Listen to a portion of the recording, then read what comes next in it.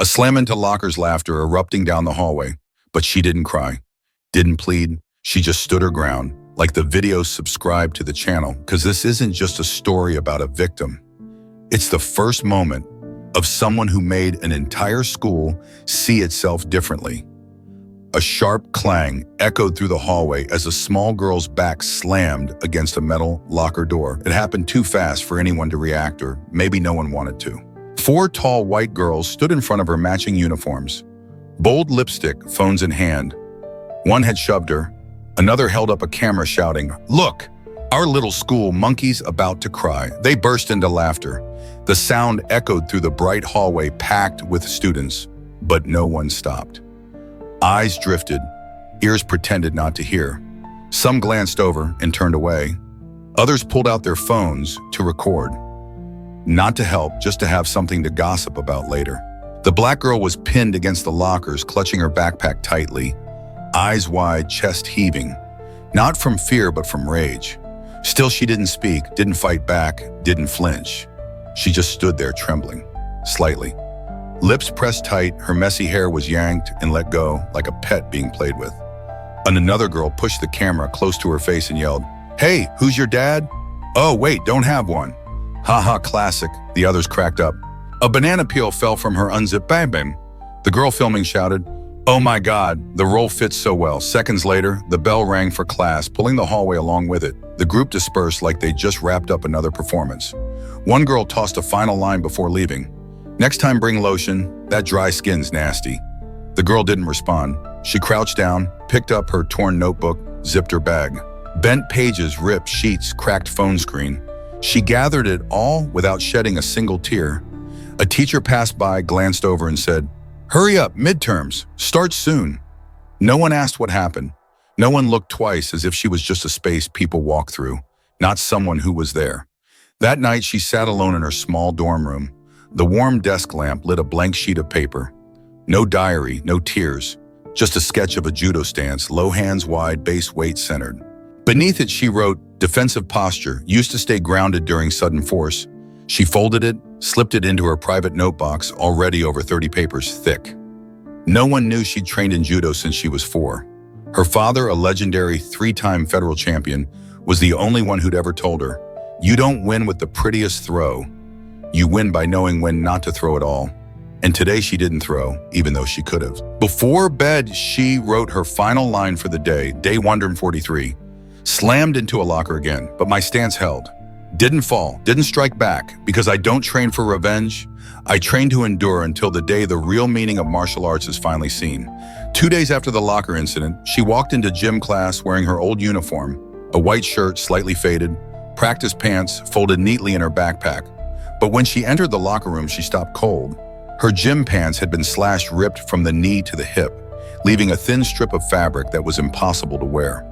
Attached to it was a small piece of paper scrawled in jagged handwriting, "Take it off. Who knows, you might get scouted for modeling." She looked around, no one in sight, but behind the thin walls separating the lockers, faint giggles echoed. Someone was filming, someone knew, but no one stood in front of her.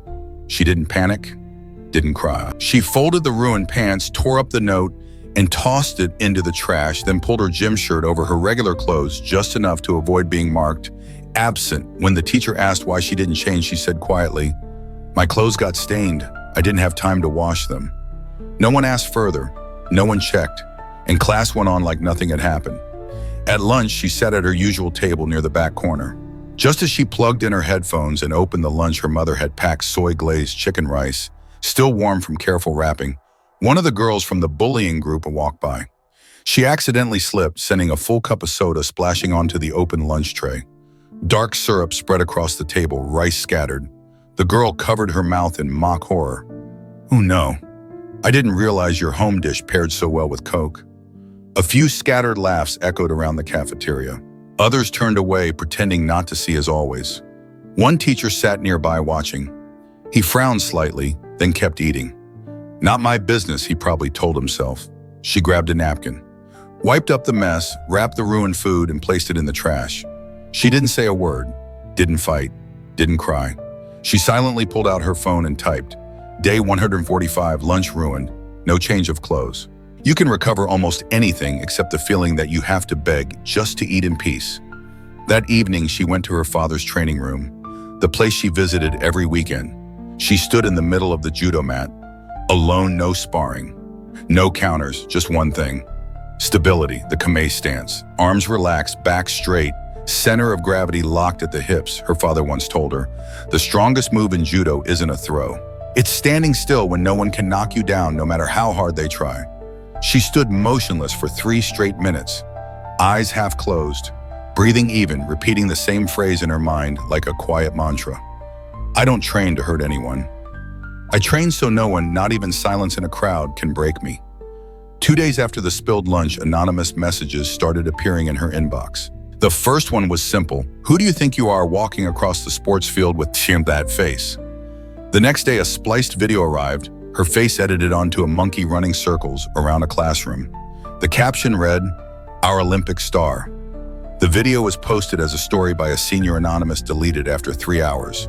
But by then, nearly every senior had seen it, laughed at it, and passed it on. The following morning, as she walked into class, someone played the video again, this time through a hidden speaker tucked behind a bag. Laughter rippled through the room. No one looked directly at her, but everyone knew, and so did she. The teacher kept lecturing. No one said a word, but the air was heavy, thicker than the shove into the locker. Heavier than the laughter. It hung in the room, loud and rotting. She said nothing. She simply opened her notebook and wrote on the last page, day 147. Compared to a monkey, not because of what I did, but because I exist. At lunch, she ate alone at her usual spot behind the cafeteria. When she stood up, she didn't realize someone had smeared mayonnaise all over the backrest of the chair. Her shirt was stained, thick white streaks trailing from shoulder to waist. She didn't notice right away. But as she walked down the hall, someone passed by and whispered, "Hey, you're white now. Finally figured out how to change your skin." Another snickered behind them. She paused, didn't turn, didn't rage. She walked into the bathroom, pulled out some wipes, and cleaned her shirt. No panic, no rush, as if she wasn't used to being humiliated, but used to surviving it without losing who she was. That evening, at the same training space, she didn't practice throws. She didn't train to resist takedowns. She meditated. 30 minutes. Eyes closed, hands resting where they should, breath steady, calm. She played an old voice, recording her father's voice guiding her. A beautiful move isn't made to perform. The strongest martial artist isn't the one who strikes first, but the one who makes others know if they try, they'll lose. She opened her eyes, typed a single line into her phone. Day 148, I still sit, still eat, still go to class. They think they're breaking me into a victim, but really, they're forcing me into someone unbreakable. At the weekend assembly, the school hosted Media Day. Each class had to send one student to present on a randomly assigned topic. Her class drew, "Strength isn't always about muscles," a topic that might have fit her if anyone truly wanted to listen. But instead, a group of classmates, led by the very ones who once spilled soda on her lunch, decided to nominate her to speak for the group. No preparation, no slides, no warning. In front of more than 200 students, her name was called. Let's welcome Group 2's representative. She wants to share a personal experience, very real, very inspirational. Scattered applause followed, not out of support but curiosity. Some smirked. As she walked up to the stage, the screen behind her suddenly lit up.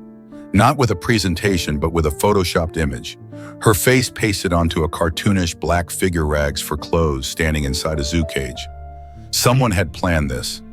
The auditorium erupted in gasps, then laughter. She stood in the spotlight, didn't turn around, didn't blink. She took the mic and said, steady and clear, "Strength doesn't live in your muscles. It doesn't live in a microphone either. It lives in your ability to stand still when everyone around you tries to push you into shame and still say what you believe without shaking."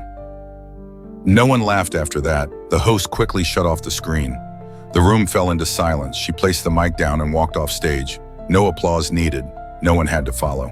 But in the back hallway, a young teacher, someone who had never spoken to her before, stepped into her path and said firm, "No one deserves to be treated like that. I'll be speaking with the organizers. And I'm sorry I didn't say something sooner."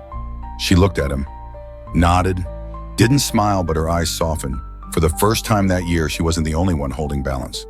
That night in the training room, she didn't open her notebook. She just sat quietly on the wooden floor under the soft overhead light. She closed her eyes, took a deep breath, then whispered, "Day 150, they tried to make me the joke in front of everyone, but I stood not to fight back, but to make them finally see me for real Monday morning." School returned to its usual rhythm. No one mentioned the presentation. No one brought up the humiliating image on the screen. Everyone acted like they hadn't seen it, hadn't laughed, hadn't looked away. But for her, it didn't pass. It settled in the way she walked back. Still straight, eyes still steady, but her steps were slower. Firmer, like someone who now understood the full weight of being watched during peak. Coach Bailey asked the class to warm up in small groups. She was paired with 3 others. When it came time for the one-leg balance drill, she executed it with absolute precision. Eyes forward, spine aligned. Not a tremble for 45 seconds while the others wobbled, giggled, and stumbled. Coach Bailey stepped forward, hands on knees watching her. "You ever trained in martial arts?" She paused, didn't answer right away, then nodded softly. "Judo. How long since I was 4, I figured. That posture's not beginner stuff." No one else heard the conversation. But from that day on, every time she moved through drills, Coach Bailey watched, not to supervise, but to confirm something he already suspected. 3 days later, he called her over after class. "Next month, the school's entering the federal judo competition. We've got our usual male and female senior brackets filled, but this year they've added an open women's division, and I want you to enter." She was caught off guard. This was the first time someone had asked her to represent something. Not for her skin, not out of pity, but because they had seen something she'd always kept hidden. "I don't know. If I should, I don't want to step onto the mat out of anger. I don't want people thinking I'm here to strike back." Coach Bailey gave a small smile. Judo isn't about hitting back. It's about standing firm where no one else dares to stand. And if anyone in this school understands that, best it's you. She was silent for a moment, then nodded. Not with certainty, but for the first time in a long time, she nodded towards something that wasn't just endurance. That night, she pulled out her pristine white judo uniform. It had hung in her closet for over a year. No one at school had ever seen her wear it. She tied the belt, stood in front of the mirror, looked into her own eyes and whispered, "Not for revenge, not to prove anything, but so I never have to lower myself when I know I'm standing for what's right." On her first afternoon in the school's main training room, she walked in with Coach Bailey. The space had always been reserved for the junior and senior boys, tall, white, loud, the same ones who once laughed at her on the basketball court. They were throwing balls, jumping, shouting.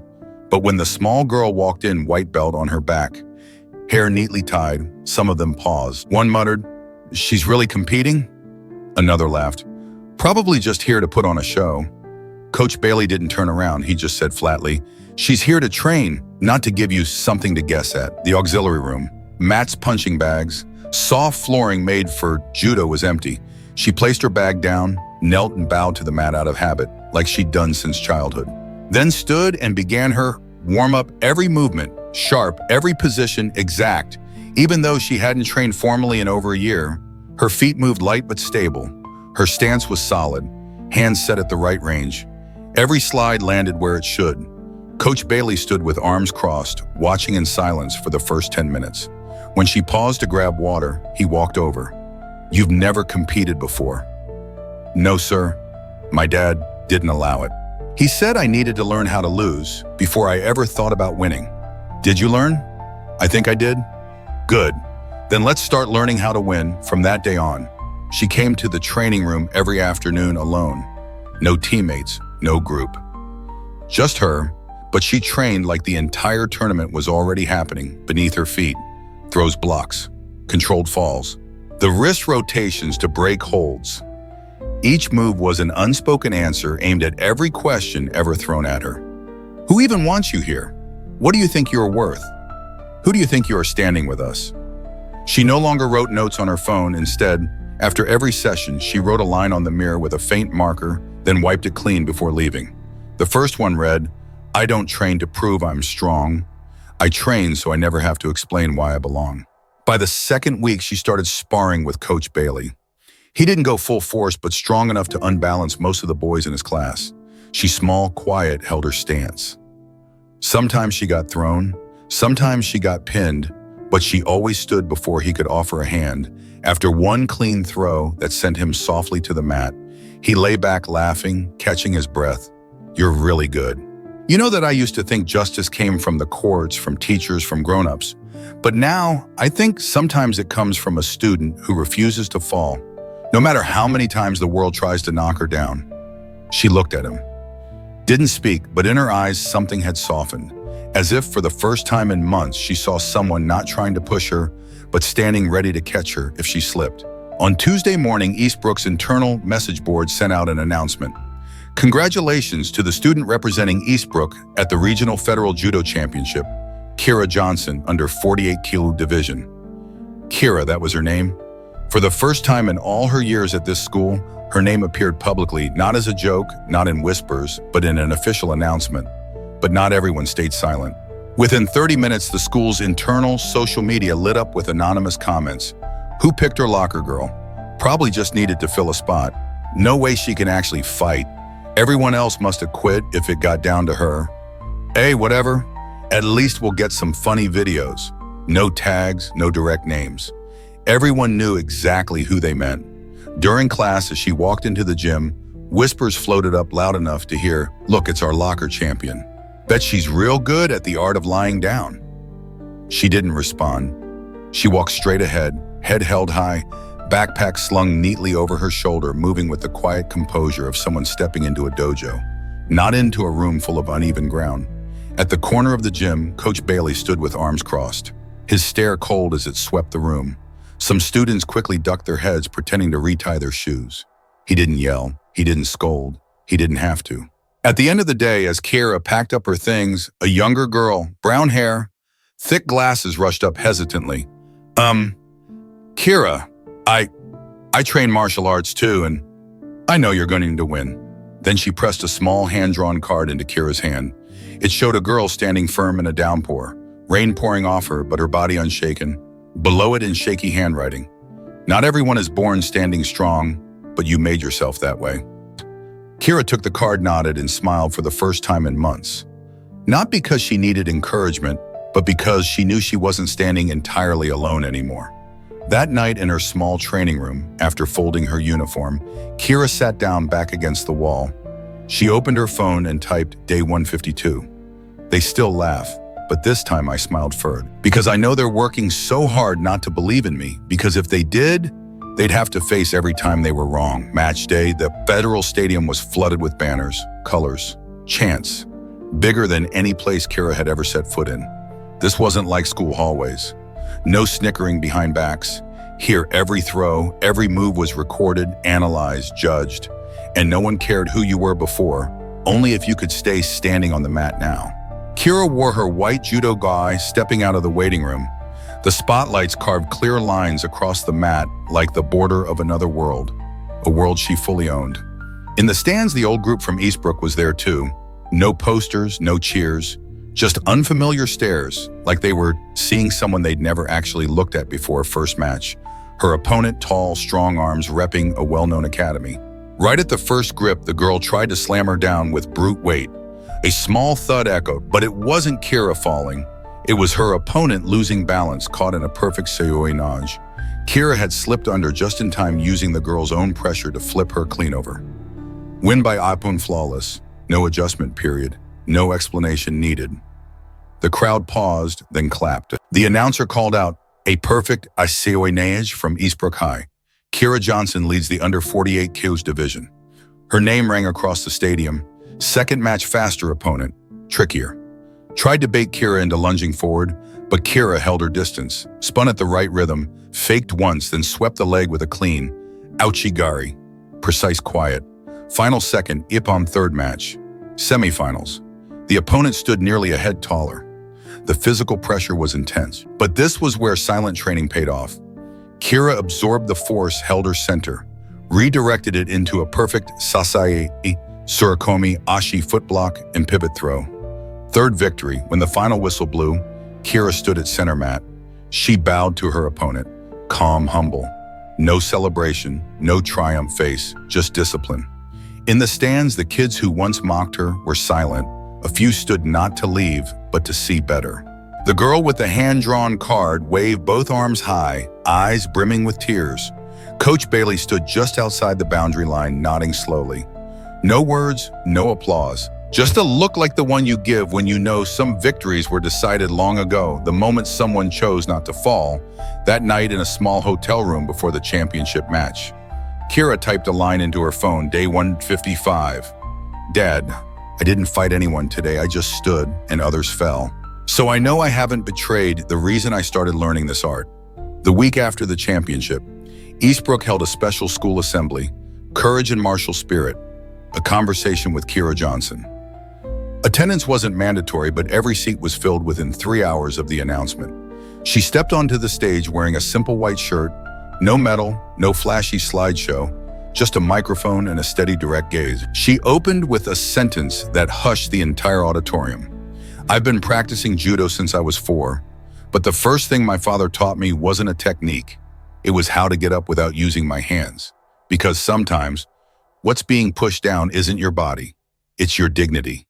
She spoke about being shoved into a locker, about the videos, the names, the clothes smeared with food, being humiliated in front of a crowd, but not to complain. Not to explain why she never struck back, even though she could have, because I didn't want them to see the power of martial arts. I wanted them to see the spirit of martial arts. Martial arts aren't made for revenge. They exist so the weak can walk past cruelty without becoming the next monster in line. The auditorium was silent. She didn't cry, didn't tremble. Her voice was calm, like reading from her nightly journal. But the students below, some lowered their heads, some wiped their eyes, some realized for the first time their silence had been a weapon they never knew they used. When she finished, the principal walked on stage. He cleared his throat, then said, "Starting today, Eastbrook will open a new club, the Dojo of Resolve. It won't accept based on skill, only on your desire to learn how to stand tall. If you want that, you are welcome." Kira was the first to sign up, not as president, not as captain, just as the first name. She wrote the core rule on the board. No one will be laughed at for being weak, and no one will be held back if they want to rise. In the first week, 3 students signed up. One of them had once filmed her being bullied. In the second week, there were 9. By the end of the month, the school had to borrow a new gym room because they had outgrown the old one. That night, Kira sat in the training hall, now lit every evening. She watched her classmates practicing how to fall the right way, then typed a final line into her journal, day 160. I was once thrown against a wall. Now I teach others how to rise without striking back, and that is the victory I brought home. At the end of the month, Eastbrook held its internal year-end ceremony. No grand stage, no fanfare. But for the first time, a new category was added to the honor board, Most Inspiring Student of the Year. Every student had the right to vote. And when the name was announced, the entire hall stood. No one needed prompting. Kira Johnson. She walked up to the stage, not in her judo uniform, not with a medal, but wearing the same old jacket that once got stained with sauce, now clean and pressed. She stood before the mic and spoke slowly. I never thought I'd stand here. I used to be the one people looked past or looked at just to laugh. I used to think silence was the only way to survive. But I learned standing up is how we actually live. Not a single laugh, not a whisper. Everyone watched her with a quiet that said, they finally understood, strength doesn't speak loudly. It knows when to stay silent and when silence is no longer an option. After the ceremony, a younger student, a boy once teased for his soft voice, found her near the parking lot and asked hesitantly, Kira, if someone pushes me, should I learn martial arts so I can fight back? She knelt down, placed a hand on his shoulder. No, you should learn it so that if you're pushed, you know how to get back up without needing anyone else. And if you ever see someone else being pushed, you'll be the first to reach out your hand. In the final week of the school year, the wall behind the field, the same one where her mocking image was once taped, was now covered with a hand-painted mural. A small girl standing in the center with dozens of silhouettes behind her, standing up one by one. Below it in bold handwriting, strength isn't about defeating others, it's about holding on to yourself when the world wants you to disappear. No signature, but everyone knew that line belonged to Kira. That night, she reorganized her old notebooks. The first slip, the one from the day she was shoved into the locker, was folded carefully. Not thrown out, not burned. She taped it to the back page of her notebook like a quiet reminder.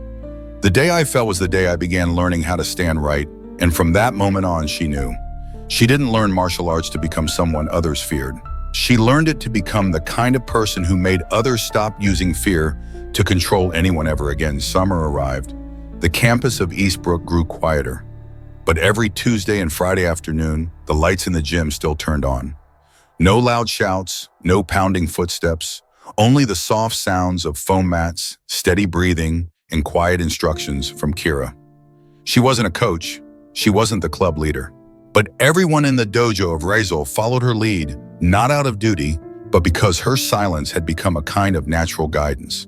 The students who had once broken down in class, the ones who ate alone in the cafeteria, were now learning how to fall. Right stand, right, and more importantly, live right. One afternoon, a new student arrived. White blonde, one of the three who had once shoved Kira into a locker. She stood at the door of the gym, holding a sports bag, uncertain eyes frozen at the threshold. Kira stepped forward and stood in front of her. I don't know what to say. I don't know how to apologize. Kira didn't interrupt. She waited, then gently opened the door. Come in. This is where we learn how to fall without hurting someone else. If you're willing to start from the beginning, you're welcome here.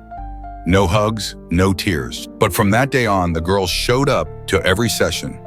Always laid the mats, always bowed properly, always helped clean up after. And one day, after being thrown for the third time, breathless and sore, the girl laughed. This is the first time in my life I've fallen, and felt grateful. Kira didn't laugh out loud, just gave a small smile, then nodded.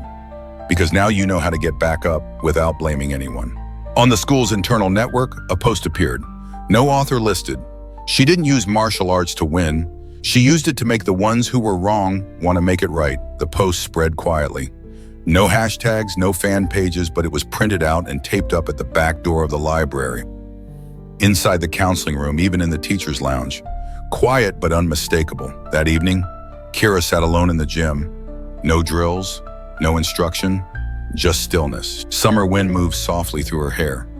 In her hand was the first note, the one she had written on day 143.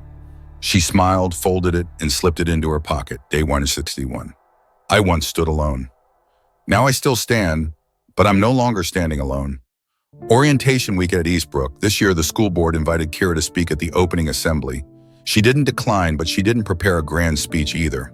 She stood in front of more than 300 brand new 10th graders, hands in her pockets, eyes steady, voice even. I'm not here to teach you how to win. I just want you to never confuse silence with being wrong. If someone pushes you down, you can stand up. If you see someone else get pushed, you can reach out. This school once made me believe I didn't matter, but I stood back up, and if I could do it, so can you. The hall didn't erupt into applause, because everyone was still quietly processing it. But by the end of the day, more than 40 students signed up for the Dojo of Resolve, even those who had never touched a mat or learned a single technique. Kira continued teaching alongside Coach Bailey, but now she didn't stand alone on the mat. She was surrounded by those who were once silent victims, quiet bystanders, and even former bullies. One day, the principal called her into a private meeting. The school was proposing a new addition to the curriculum, a course titled Martial Arts and Emotional Resilience. They wanted Kira to help design it. She was surprised but didn't say no. After thinking for a while, she replied, I'm not great at writing lesson plans, but I know how to make people stop feeling invisible. That's how her first class began. Not with the history of judo, but with a single large photo, a girl being shoved into a locker. Below it, a caption, Strength begins in the place where you were once weakest. The photo was mounted in the classroom. No name, but everyone knew who it was. In one session, a skinny 10th grader, often teased for stuttering, pointed to the image and asked, that girl in the photo, that's Ms. Johnson now, right? Yes, she nodded. Then, is there a way I can also not shake like she doesn't? Kira stepped down, stood in front of him. No fake smile, no hollow encouragement. Just this. You don't need to stop shaking. You just need to shake and still move forward. That night, Kira typed a new line into her phone. Day 165. I'm not teaching martial arts. I'm showing people this. Being steady doesn't mean you're never shaking. It means you don't let the shaking take you down. First week of the new class. A small room at the end of Building B had been renovated into a multi-purpose space, foam mats, a whiteboard, mirrors for technique, low benches and photos on the walls. Not of athletes, but of real students. An old photo of Kira mid-match. Another of the dojo of resolve training outside in the rain. In the very first session, Kira stood before a group of over 20 students. Some had once bullied, some had once been bullied. The rest had once stood aside. She didn't open with an introduction. She opened with a question. Who here has ever stayed silent while someone else was being hurt? Nearly half the room raised their hands. Slowly, no one laughed. Good, she said. I'm not here to erase your mistakes. I'm here so you'll face them and never repeat them. She paired them up. No sorting by strength, gender, or background. The strong with the vulnerable. Those who once mocked with those who were once mocked. And the first lesson wasn't how to fall, but how to catch someone else's fall without hurting them. One student asked, "Why don't we start with attacking?" Kira replied, "Because it takes 2 seconds to teach someone to strike, but it can take a year to teach someone when not to." On day 2, one of the former bullies stayed after class. His eyes were unfocused. He clutched a wrinkled notebook. I don't know if I should feel grateful or ashamed, because the person I once called dead weight is now teaching me how to stay on my feet. Kira nodded gently. If you can feel both, then you're already standing in the right place. Word spread. The following week, the principal received an email from a parent. My child used to be afraid of going to school. Now they talk about a class with no grades, but their biggest fear is doing wrong by the person in front of them. I don't know what Miss Johnson is teaching, but I think it's what we forgot to teach at home. A month later, a photo appeared in a regional education magazine. Kira hands guiding a student with disabilities, helping them lower their stance. The headline was simple: balance in a world that keeps trying to knock you over. That night, Kira received an anonymous message in her school inbox. I don't study judo. I'm not good at anything, but because of you, I think maybe I can be good for someone else. She didn't know who sent it, but she saved it and wrote this line in her journal. Day 170, one saw, one received, one started to believe. And I understood this is the strongest move, making others want to become better without needing to fear you first. Late Friday afternoon, Eastbrook's campus was quieter than usual. Most students had gone home. The special class was on a 1-week break for floor repairs. Kira stayed behind, folding the mats and collecting the final notes her students had left after the last session. One small piece of paper was tucked beneath a fall cushion. She opened it. Blue pen, shaky but clear. The day I fell, I thought no one saw because no one caught me. Now I understand the one who would catch me was waiting for me to learn how to rise first. Thank you. She folded the note and slipped it into her coat pocket, then walked out to the schoolyard, the same place she once walked alone, head down, earbuds, and avoiding every glance. Now she still walked alone, but with her back straight, her steps steady, and her eyes meeting every gaze, not in defiance, but because there was no longer a reason to hide. She stopped by the old row of lockers. Her hand rested on locker number 27, the same one still dented at the corner, the scar never repaired. But now taped above the lock, a small sticker, a black belt, and the words, "You don't have to be loud to be formidable." Someone else had placed it there. Not her, but someone understood. She sat down on the wooden bench near the court. The sun stretched long shadows across the ground. The silence wasn't sad. It was peaceful, like the circle had finally closed. She opened her notebook, the final page still blank, and wrote, Day 170. I used to want others to see me. Now I just want them to see themselves more clearly. If you can hold your ground, anyone can become the one who changes everything. You don't need to be chosen, you just have to choose not to back down. She closed the notebook and slipped it into her bag, then stood up. Because tomorrow a new student would walk through the door of that class and she would be the one to offer her hand first, 1 year later. Kira no longer studied at Eastbrook. She had graduated, earned a scholarship to a renowned university offering an integrated martial arts and education program. Not because she was an athlete, but because she was a pioneer. But more remarkable than the scholarship, every Friday she still returned to her old school. Not to teach, not to lead, just to sit quietly in the gym where the class, martial arts and emotional control continued, now led by underclassmen she once mentored. They carried on the curriculum. Teaching how to fall without pain. Teaching when not to strike. Teaching this, if you were pushed, you weren't wrong. If you don't push back, you're not weak.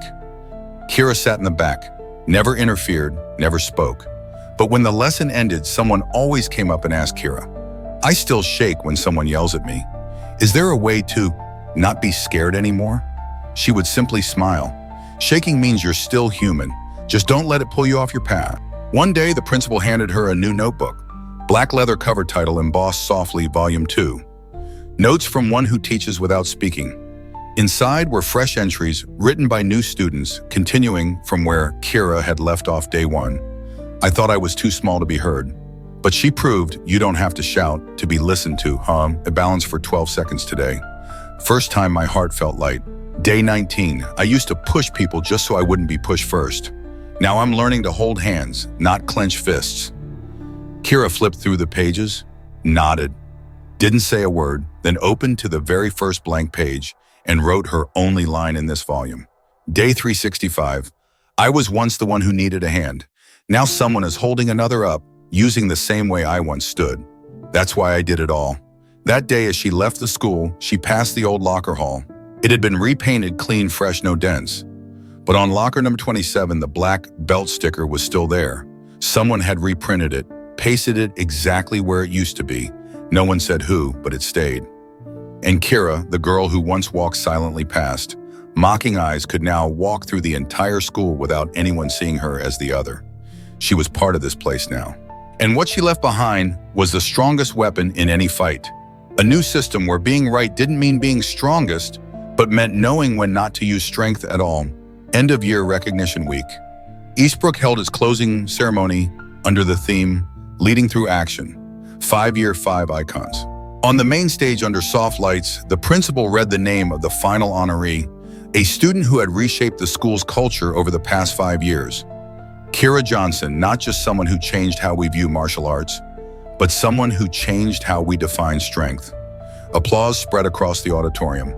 No shouting, no fireworks, but something deeper, heavier, longer, like every clap was saying, I know I was wrong and I'm grateful you didn't give up.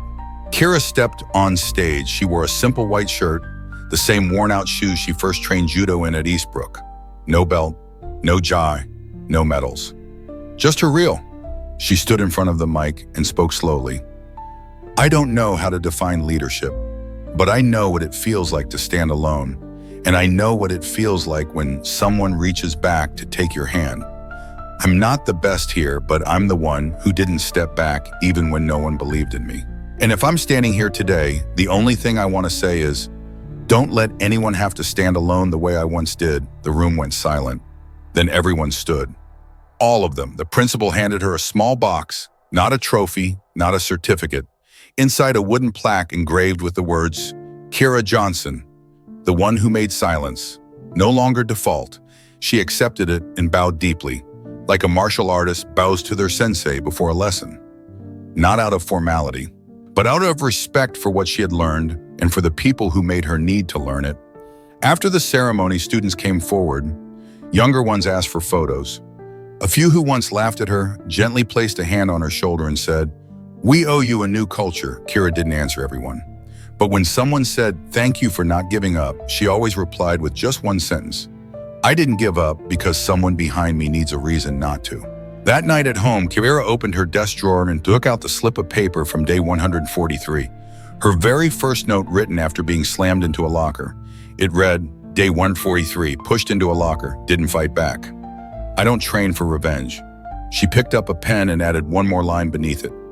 Day 365, someone else is standing in my place now, so I didn't stand in vain. Then she folded the paper and tucked it between two certificates of honor, as if to remind herself that every recognition, if not rooted in pain, that meant something, has no soul. Kira's last day at Eastbrook. There was no formal farewell. The principal offered a grand send-off, but she declined. I came in quietly, I'll leave just the same. If I had anything to leave behind, it's already there, no need for more. That afternoon, as the campus emptied, Kira went straight to the training room. The place where she once stood alone on the mat once taught the first proper fall to students who thought they had nothing to defend themselves with. On the whiteboard, the younger class had already written, "Thank you for teaching us how to fall so we could learn how to stand right." She stood there for a moment, didn't erase a word, just picked up a marker and added, "If one day you find yourself falling, look around. Someone will be reaching out. If you don't see anyone, be that someone." Then she removed the key from locker number 27, now repainted silver white, and placed it gently inside the empty compartment. On the door, the old black belt sticker still remained, and now someone had added a second line beneath it, handwritten small. Where fear once began, now others begin to rise, no names, no photos. But everyone knew who had written that and who had lived it. On her way off campus, Kira passed the gym field. A group of new students were practicing fall techniques. One boy, small glasses slipping, landed awkwardly on his shoulder and cried out in pain. Before the coach could step in, another girl knelt beside him, helped him up, adjusted his arm, and said, "It's okay. A perfect fall is about appearance. Standing upright is about character." Kira heard it from a distance, but she didn't walk over. She just smiled. She knew now her presence wasn't needed for her spirit to remain. Not because anyone built a statue in her name, but because what she did had become a way of life. That evening, Kira boarded the bus headed for her new university dorm. In her hands, the thick worn notebook, bent edges filled pages. She opened to the very last one and wrote, "Day 3 success. I'm not a legend. I'm someone who once fell and chose not to strike back." And it turns out that was enough to make others want to rise a little better too. She closed the notebook, slipped it into her backpack, and looked ahead. No more familiar school hallways, but ahead of her, an entire generation walking forward on their own feet, with hearts that no longer look away. 1 year later, Youth Education magazine published a 3-page feature. The title was simple: Where One Push Created a Generation That Learned to Stand Right. The article wasn't about medals, not about championship stats. It told the story of a school where once a student had been shoved into a locker and no one had stepped in, and how that school had since become a place where dozens of students now line up for a class just to learn how not to stay silent when someone else falls. They quoted students. "I used to think strength was shouting. Now I think it's when you hold back a punch but still protect the vulnerable. I used to be afraid of going to school. Now I'm the one holding the door open for a younger student after they've been mocked. I used to film the bullying. Now I teach others not how to fall, but what to learn when they do." Kira's name appeared only once at the very end. It all began with a girl named Kira Johnson, the one who was pushed, the one who didn't strike back, the one who stayed and reminded others not to walk away when something's wrong. At that same moment on the training floor of her new university, Kira was showing a group of students how to hold their center of balance. One broad-shouldered student asked, "So, if you met someone like you were shoved, insulted, pushed, would you teach them to fight back?" Kira looked up. Her eyes weren't harsh but steady. "No, I'd teach them how to stay balanced well enough not to fall. And if they do fall, to rise again without becoming the next person who pushes others."